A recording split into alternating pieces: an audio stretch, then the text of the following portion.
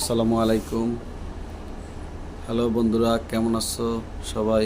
আশা করি সবাই ভালো আছো। আলহামদুলিল্লাহ, আমিও ভালো আছি।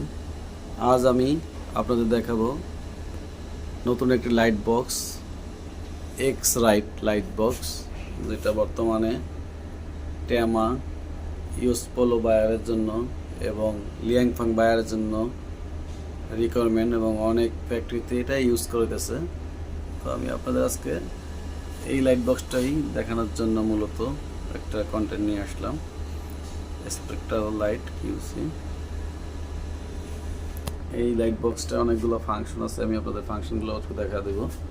যেমন এখানে D65, TL84, LED TL84 এটা, এবং U30, এবং এটা LED U30ও আছে, UV, এবং এখানে মোর অপশনে ক্লিক করলে নর্মাল যে TL84 এটা আছে, ফিলামেন্ট লাইট, এরকম বিভিন্ন ধরনের অপশন এখানে আরও আছে।